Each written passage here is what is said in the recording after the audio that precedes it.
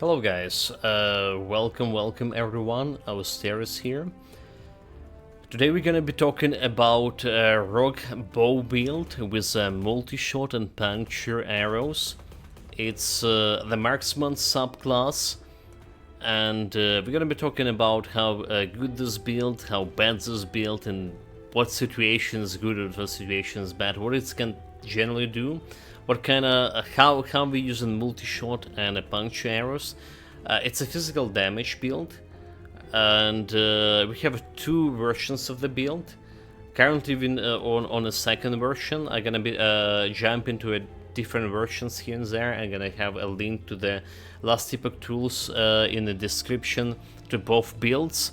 Like you see, we stopped on level 88 here because I don't feel like there is any need to go in further with this build. We basically got everything we could for this build to make it better, and the results, I'm gonna tell you the results about that right now. So how the build generally works: you shoot in a multi-shot. It's consuming quite a few mana points, right? With occasionally using decoy and dark weaver, you're gonna consume a lot of mana. Then we have in this stack of rapid strikes, which is improving basically punching arrow, making shoot it like way faster than it is. Every 4 seconds it's just stuck and it's actually faster than 4 seconds. And by hitting enemies, at least one enemy with the puncture, you're gonna replenishing a lot of mana as a result, and you can shoot with the multi-shot again. We're also using a smoke bomb as a traversal skill, which is 5-second cooldown. I'm jumping, getting a stack of the silver shroud, which is giving me guaranteed dodge. Every next attack that comes my way, being it like single target attack or area attack, will be able to dodge it. Alright. Occasionally we're using the dark weaver, so arrows giving me the stack of the dust shroud, which is improving my survivability, giving me also damage. I'm gonna be showing all the skills for those the skill points for the skills, the passive skills, the skills for different builds and items we need for those builds. What kind of like items you're looking in terms of unique items, what kind of exalted items, affixes you want on the build. We're gonna be talking about it progressively, alright, so you can jump to a corresponding section on YouTube right away if you're like just looking for something specific. We're also gonna be demonstrating how this build working in Corruption 100. We're doing like Last Ruin 100 Corruption here. I'm gonna say it right away, the build is not suited for doing Empowered Obelisks. You have a problem finishing normal Obelisk. The build not suited for hardcore, definitely. Without normal Obelisk, we kill all the bosses, so we kill the first Harbinger on the normal Obelisk.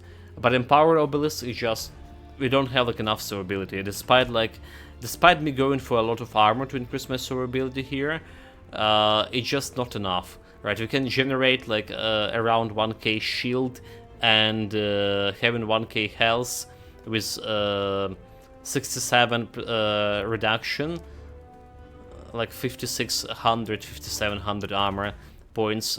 It's still not good enough like to survive the stuff. So let's start with demonstration. So currently we are using the multi-shot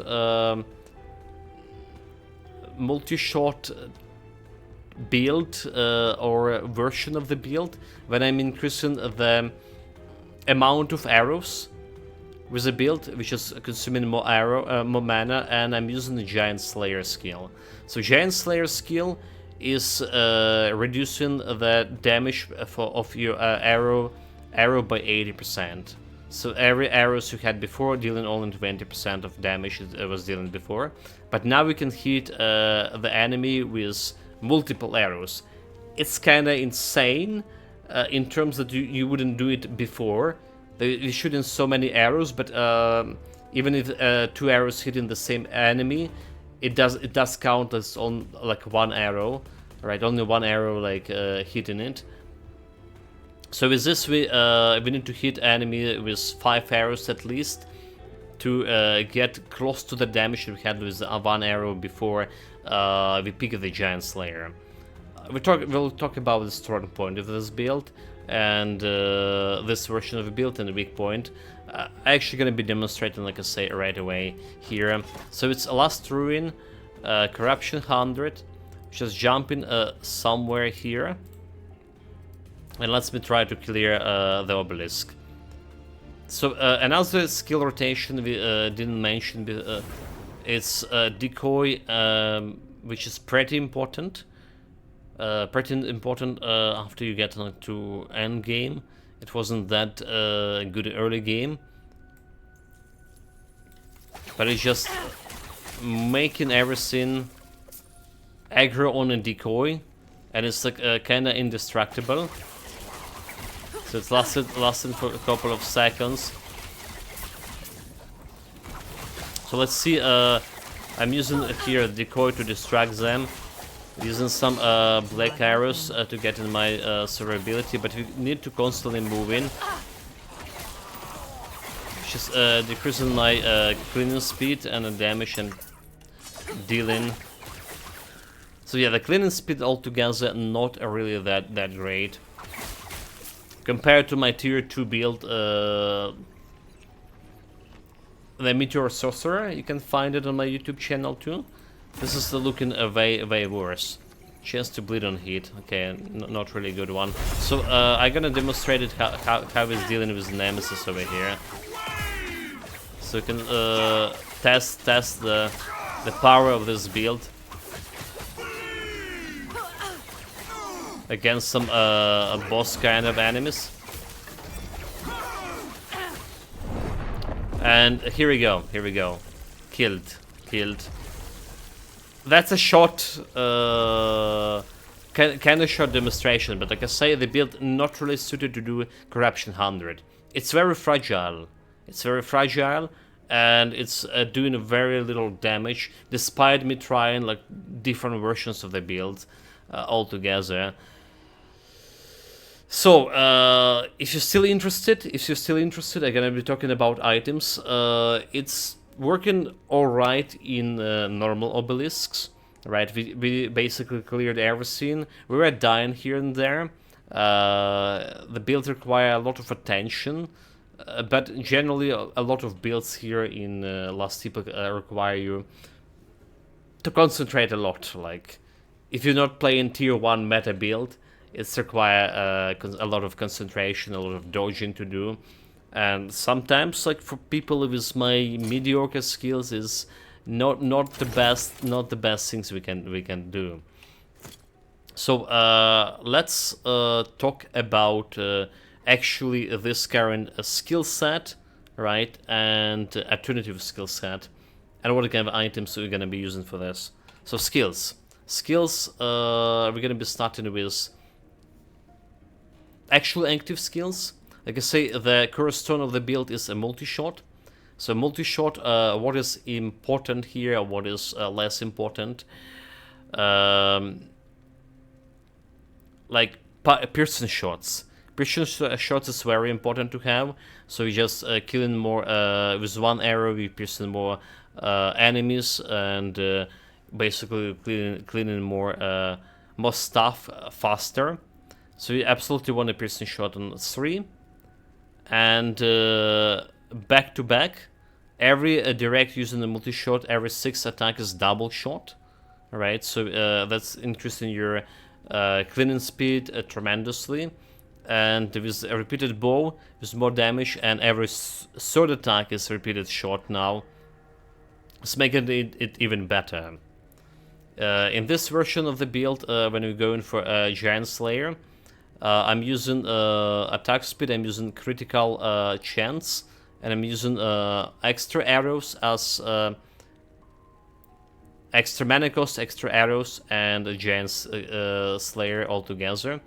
Important thing to get yourself the pincushion, so you have some physical penetration, because this is a physical damage build.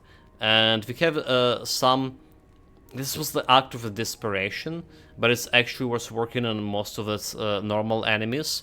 So getting yourself a little bit of slow chance, and this multi-shot is a repeater shot and back to back is stacking this slow chance pretty often. We also have slow chance on, I believe, on the shroud here on the bomb. So 40% more damage for a slowed enemies, and they can slow elites as well with this. It's working perfectly fine. So it's combined with next important skill is puncture. So the puncture didn't change for the build altogether. All the multi-shot that didn't change with 2 variants of the build, and some gear, which we're gonna be talking a little bit later about. So in original versions of the multi-shot, I'm using this strong pull to reduce my attack speed, but increase direct damage of the arrows. We're gonna be increasing attack speed via my bow later on, as the thing that I replace it. And instead of pincushion and large quiver plus giant killer, I'm using critical strike, critical arrows, so improving the critical multiplier plus critical chance to it. And we actually quite mana efficient with that version of the build. We're barely running out of mana at all. Compared to like large quiver.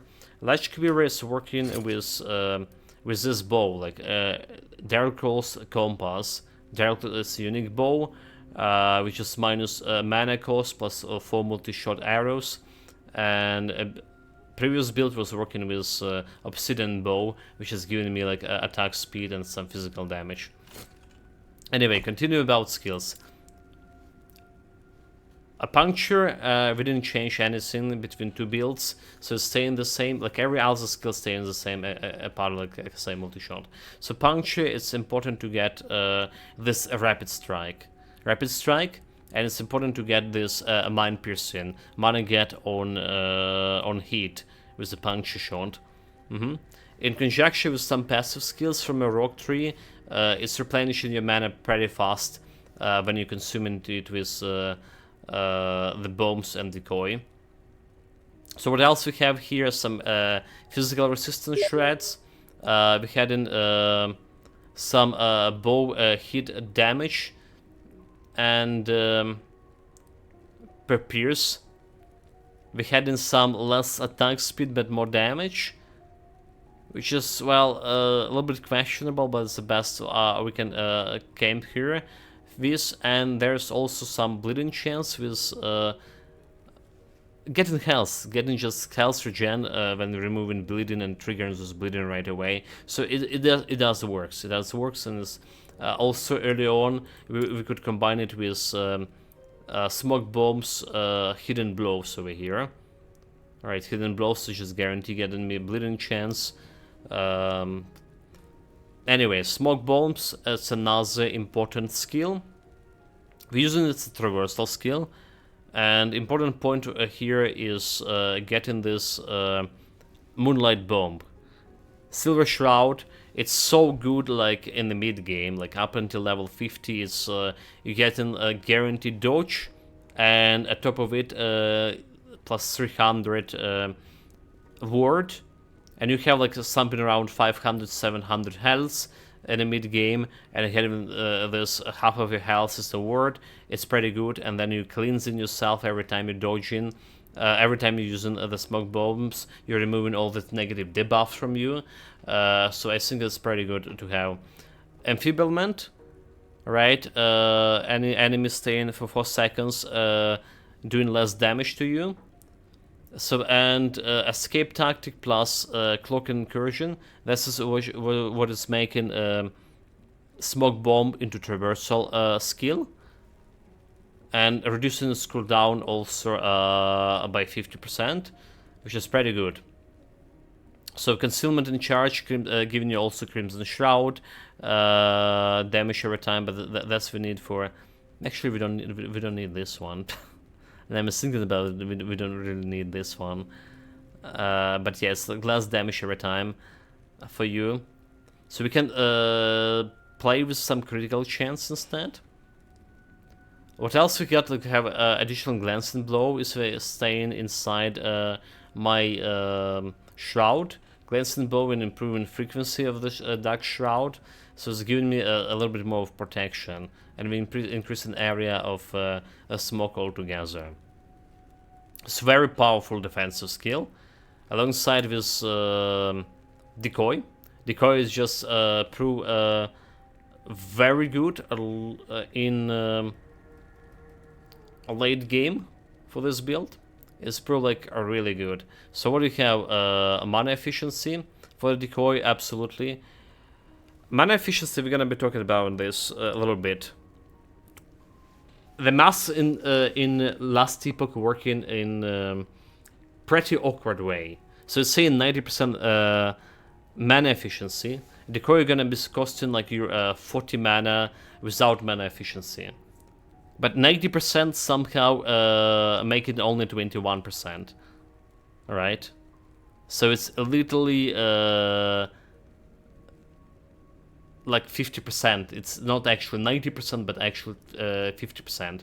How the math work in this? They're not adding this percentage to to talk. Yeah, it's not actually 90%. It's 30% with 3 times steps, basically. So we started with 30% mana efficiency. They subtracting 30% from 40 mana. Right. So and then when you press this efficiency again, they're taking the current mana and subtracting another 30% out of it.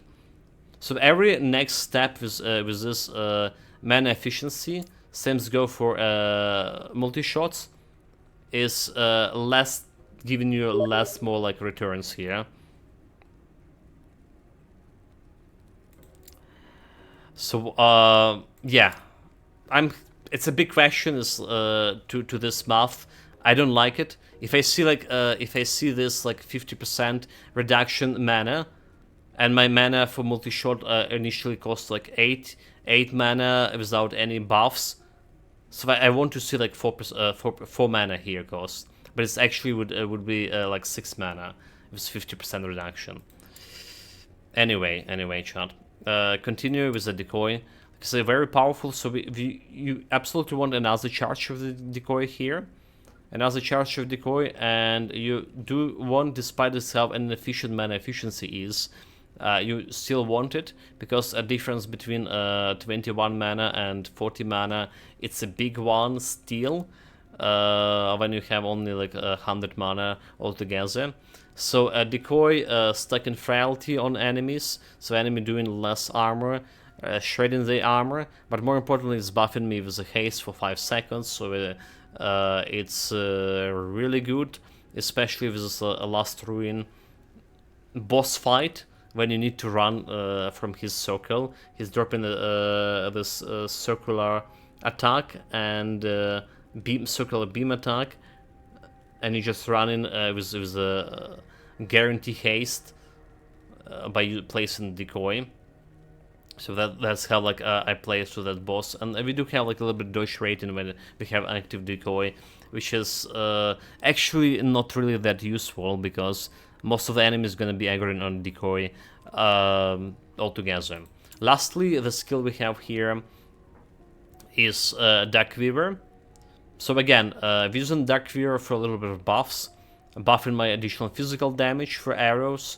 The problem with the Dark Weaver is that you need to stop shooting and go and pick up the arrow and then shoot again, which is overall decreasing your cleaning speed, alright? But it's also useful to getting this black arrow stuck, like getting you a little bit of survivability here and there. And when in some boss fight, when you still need to move despite anything, you can just can't stay and shoot in one place. So just popping up a Dark Weaver gonna give you that periodic damage, alright, and periodic survivability increase. So it is alright skill to use in a boss fight. Right, that's to cover the skills over here, and important stuff next is the gear and the passive points. So how we spread my passive points?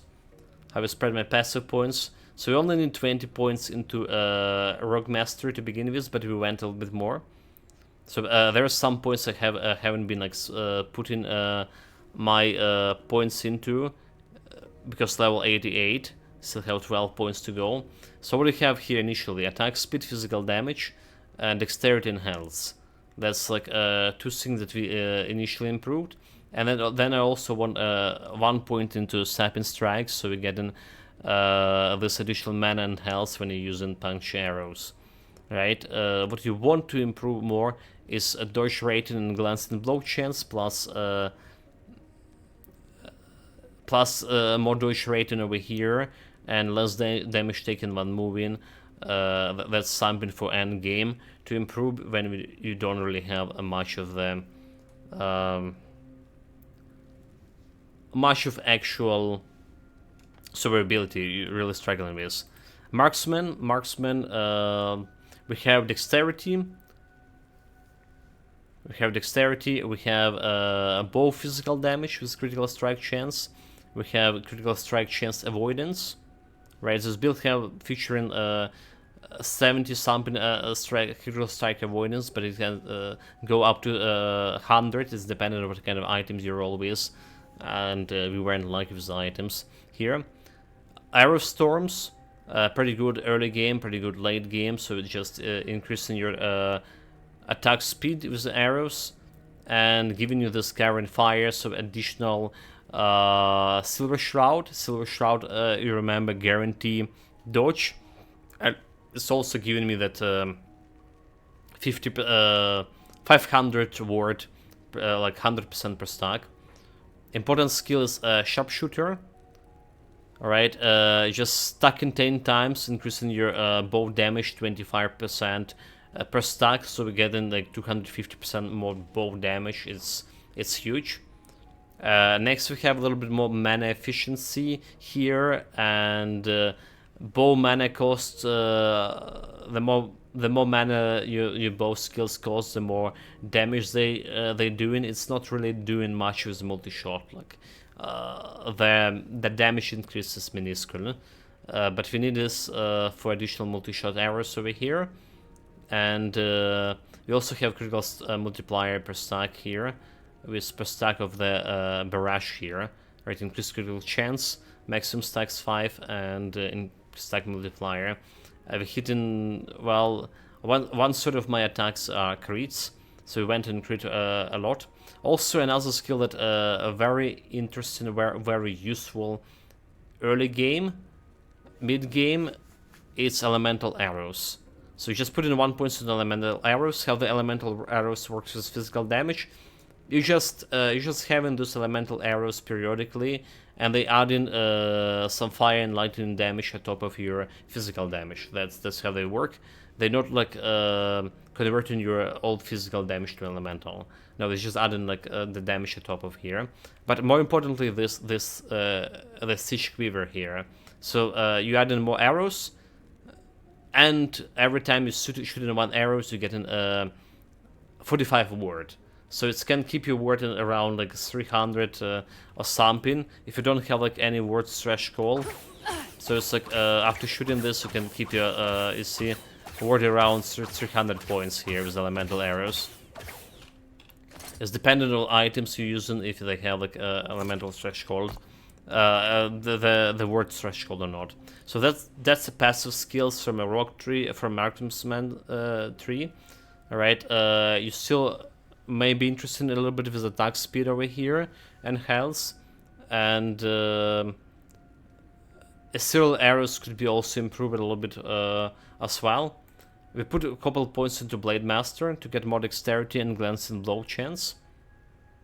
And like I say, the next improvement will be finishing dodge and parry and getting those less damage taken while moving, seeing, because it can improve the build. It generally can improve the survivability of the build. So looking at defensive stats over here, we have 70% critical strike avoidance, and we also, if enemy even crit me, 72% of that damage will be from a crits will be reduced. Right, chance to glance in bow 28% right now. Glance in bow reducing your damage taken by 35%, and the bow critical damage 14% is actually should be much higher, but we'll talk about that. With a different version of the build, it's a little bit higher than that.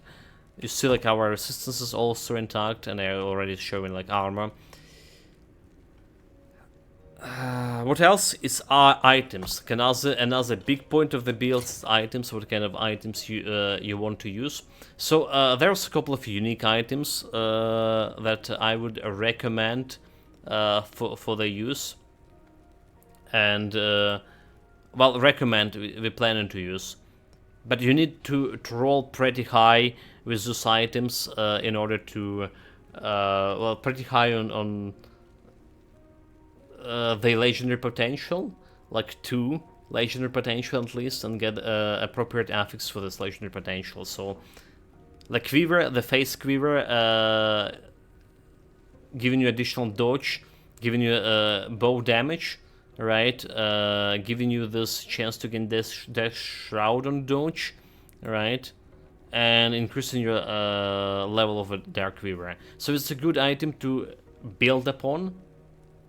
Right, it's a good item to build upon, and you just need to get this something like physical damage, flat physical damage, or percentage physical damage to your bow as making when you're gonna make this item into legendary.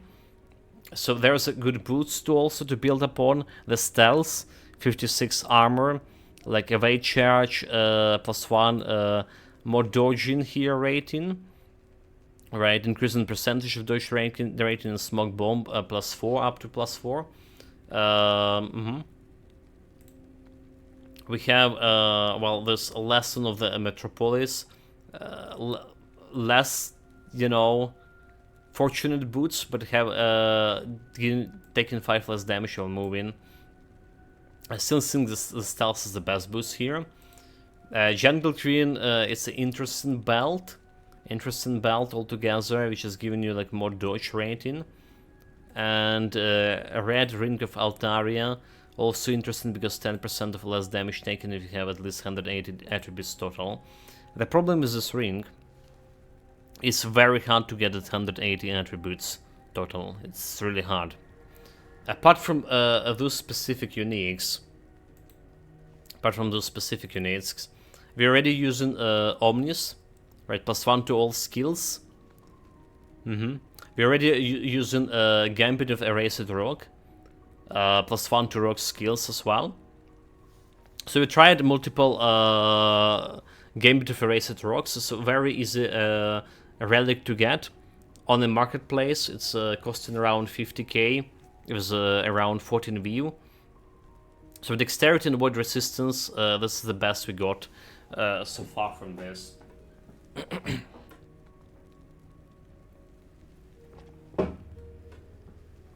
Another unique items we're using that we convert into legendaries, Drellcore's Compass.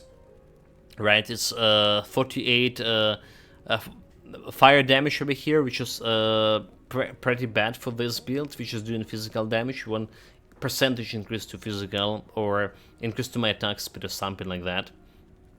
Right, so like this is both that work the best for us on basically on a different version of the multi-shot. 40% increased attack speed and 19 physical damage over here. Alright, and a little bit of increased physical damage altogether as a bow. Bow damage 45 and 93% increased physical damage. It was giving me the most like DPS of all the bows we tried and all the combinations. Anyway, This one working in this current combination of build when we trying to maximize amount of my arrows in multi-shot, so I can hit multiple arrows with Big Game Hunter, Giant Slayer, more arrows per one hit, per one target. There's also another unique item, unique belt. I'm recommend to look into. It's we get a bunch of them. Thorn Slinger +1 to all physical skills. So it's also going to be improving all the rogue skills. However, how did we? What kind of items we using on this build, or what kind of? We're not using optimal items to begin with, because I'm trying to optimize to go for actually for stats for the items, and optimize my armor value to be able to survive the last boss fight in Northern Powered Obelisk. So what to do? There's a couple of things that you absolutely want on any items you're playing. If it's a bow, you want bow attack speed, you want physical damage flat, or if you can get a flat physical damage, you want something like percentage increase bow damage, right? Or bow. There's physical damage increase, and then there's bow damage increase as well, right? So this is increased bow damage, this is increased physical damage over here if you're looking at that tier 5 LastEpoch, right? They both roll in with the same like a kind of percentage. They both working pretty well here. So that's what you want for your weapon. If you and that's what you want to add it to a Darkless Compass is the additional flat damage, which is I don't think you can get it, but you can get a percentage, either to the bow damage or increased physical damage percentage, and you can add like something like 40% attack speed. That will be a lot. So I feel like this Darkless Compass is best compass for multi-shot. Best bow for multi-shot build when you get like something like 40% additional attack speed to it, but it's not for giant killer, so it's just not working that well with giant killer anyway. We're trying to do it with giant killer, but well. Anyway, speaking of multi-shot, another thing for multi-shot that you need to care about on your body armor, you want to have yourself some increased damage per arrow with multi-shot. So that's why like additional arrows over here for his compass, meaning additional percentage to damage altogether, right? So you can roll it like something like 20% damage per arrow with multi-shot. And if you roll that, right, you get in like this 4 arrows and get already 80% more damage with the multi-shot altogether.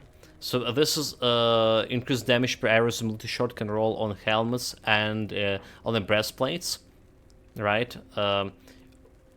Usually you want the helmet something for a rock. You want exiled heart of the exiled heart basically, right? You want exiled heart. You want for the heart you want 3 attributes here: armor, plus skill point to multi-shot, and increased damage with arrows multi-shot. You have 3 of those affixes. It's pretty hard to get, but it's what you need. It's what you want. We get more multi-shot damage over here, more armor with this with this I can't even read the name of the helmet. Gorgon scale coif. So we got it with Gorgon scale, right? But I would prefer to get exiled heart here, honestly. Same go for this armor over here. We rolled with some. What do we want here? We want armor. We want increased damage per arrow with multi-shot, and we want actually some physical bow damage here. So we have detonating arrows here, 111% bow damage. Alright, detonating arrow is not doing anything fast, but we do want that percentage of bow damage. Actually, I'm gonna talk about how the best way to check out the gear you want for your build and what kind of affixes you can roll with, instead of going to some, well, external sites like LastEpoch site, LastEpoch Tools. You can do it into the bazaar. So I do recommend it for every people, for those kind of builds you're playing here right now. If the build is not tier 1 build, it's not able to do like 800 corruption higher, I recommend to join the merchant faction. It's just way easier to get items in merchant faction that in Wheel of Fortunes, unless, like you say, you can do some high corruption rounds on the Wheel of Fortune. That's like a different. But for casual players, the bazaar is the way to go. So if you're talking about the armor here, if you're talking about a body armor, what we can check out, like for example, what kind of body armor a rogue can get in general, right?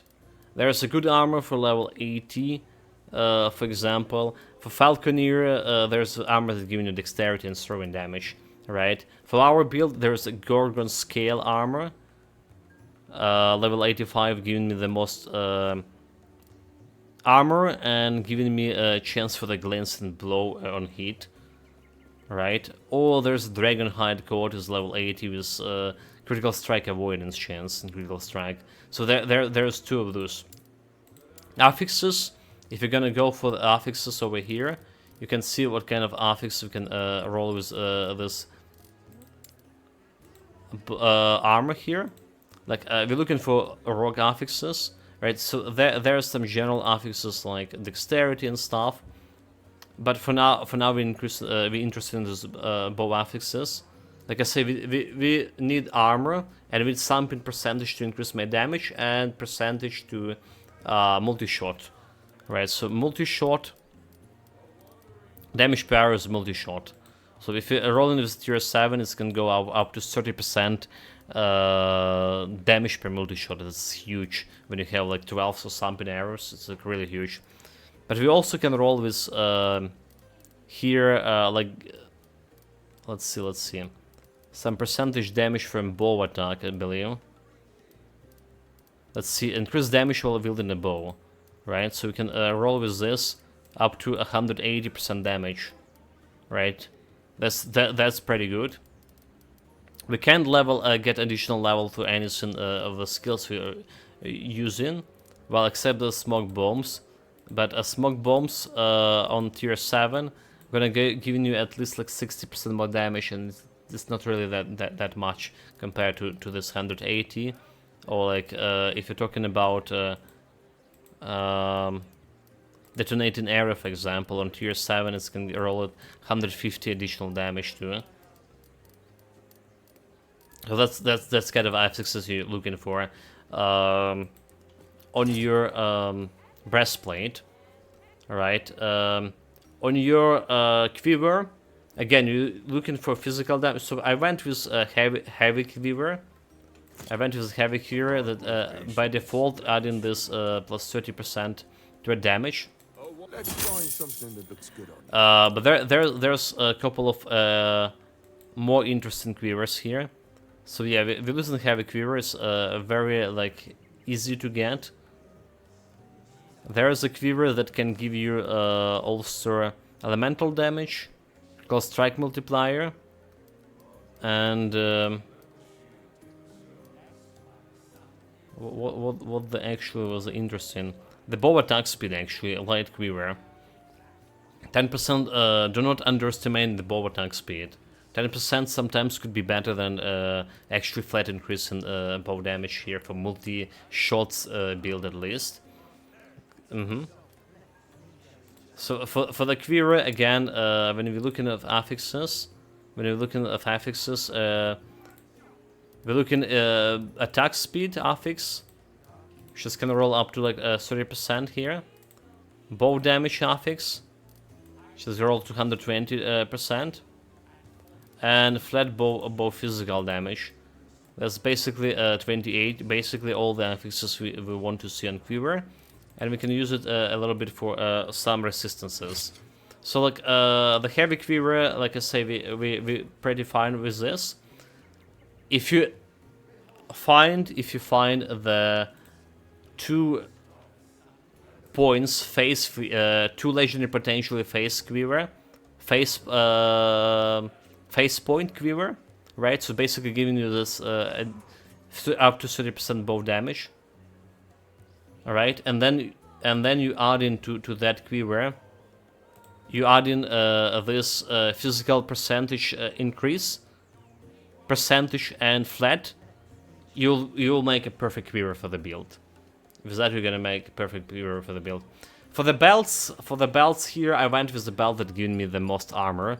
All right. Like, you can't roll a flat armor on a belt, right? That's a thing.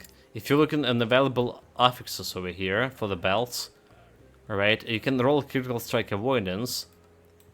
But if you go into for resistance and armor, there is all kind of resistances, but there is no actually armor here.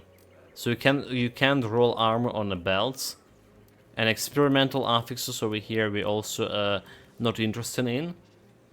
So for the belts, instead of like looking for some cool belt over here, well, there are some belts with a good armor over here. The coin belt with 180 armor.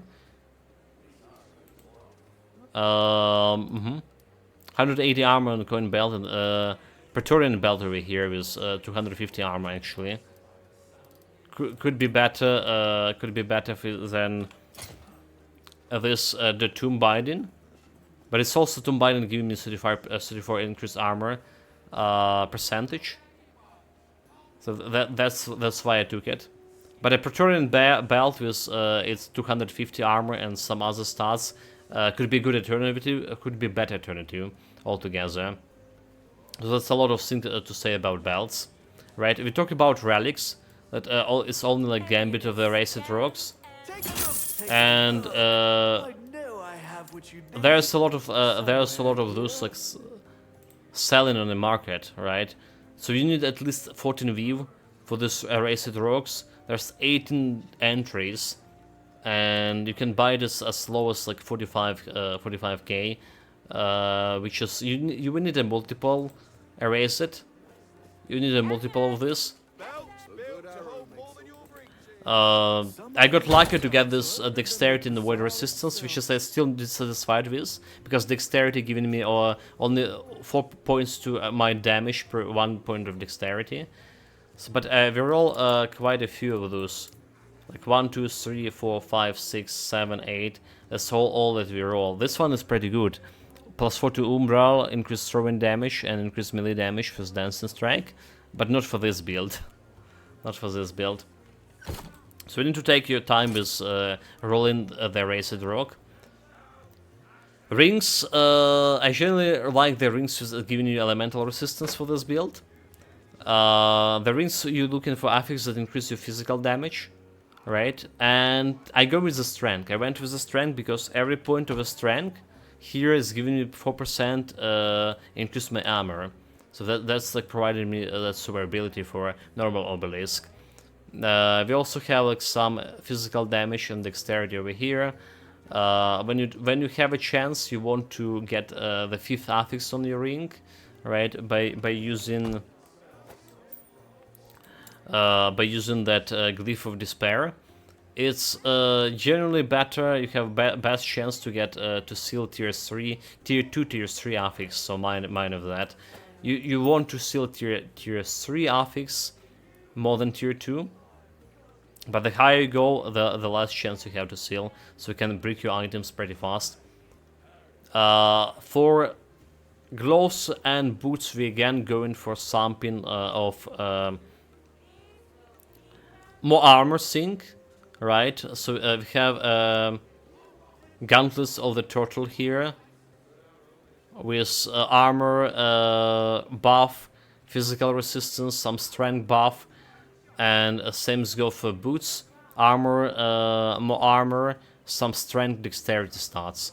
Like strength, dexterity, you can roll like damage buffs except on your boots or on your gloves. So ultimately you want like strength, dexterity as stats, as the prefix, right, and armor as a suffix.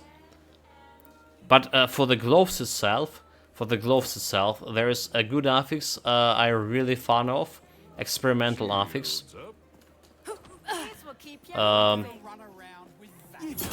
Right, there's a good experimental affix here that giving you a ward on kill, right, and it can get like pretty far, like it can get you like 31 word on kill, and increase your ward threshold as well to 300. So it's very good for your survivability. Not gonna be helping with 100 corruption here, but it's pretty good for like normal obelisk. It's so hard to find it on the marketplace. It's like tier 7 is like just not rolling over here. So we just maximized it. So let's get more here, and let's look for tier 5. So for tier 5 we have some of tier 5s here. So 18 word on kill. Alright. So you can work with this. Like 18 word on kill is still a decent word, and the word decay threshold. And with using so on a higher level, after level 75, when you fight in those concealed mages, right, imprisoned mages, alright, you will be able to gain this rune of research from them, and it's will guarantee encapsulate this experimental affix. So you have like your gloves with 5 affixes, and you can add like another affix to the glow altogether. So you want strength, dexterity, armor, physical resistance, armor and physical percentage to armor maybe, and this then ward gain on kill as well. So it's pretty good for a rogue. Finally, the amulet. I found like Ominous is the best amulet to use on this build. +1 to all skills. It's a little bit expensive, but you can buy it on. It's pretty hard to farm it. Let's be honest, pretty hard to farm it. That's why I'm recommending the market, and you can kind of buy it on the market here with decent prices. It's cost me 400k. It's cost me 400k. I'm looking around. I got to. So we need Ominous over here. We only need like exalted one. So you can probably buy Ominous pretty low if you have a high standing in the guild. Maybe not.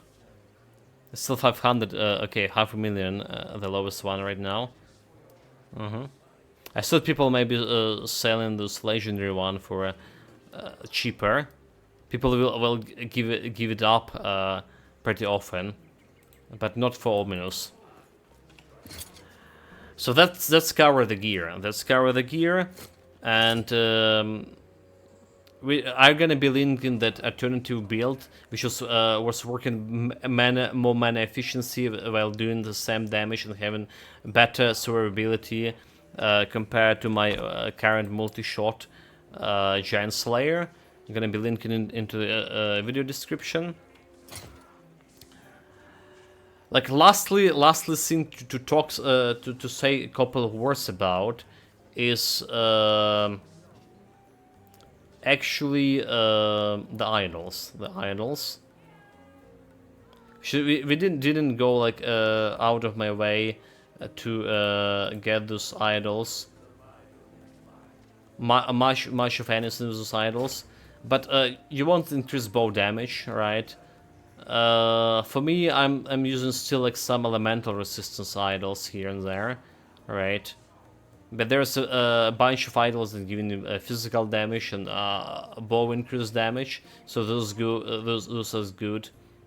Like physical elemental damage and health Also good for my elemental damage, the elemental resistance, rather say. I'm back. There's very few words about idols. We didn't went for any specific idols for this build, because no matter what I do, it's not gonna be suddenly improving this build drastically, so we can get a lot of survivability and we'll be able to like breeze through the corruption from Empowered Obelisk and kill Amberos. That's not gonna be happening. This is genuinely tier 3 build, and I hope you get yourself like some kind of idea of the multi-shot. We're gonna be summarizing stuff, right? Hope you get some genuine idea how the multi-shot and puncture arrow combination will work together. What is not working for it, what is working for it. And I also really hope you're gonna be giving me more idea about this, right? Because apart from those two variants of multi-shot with the giant slayer and without, I also thinking about like elemental damage altogether multi-shot. If you're using some elemental build, elemental bow, maybe some of you guys tried it out.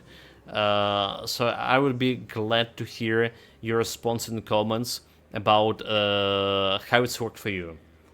How did you like improve on a build in your case, and how far you can go with it in your part. That one looks. All right, guys.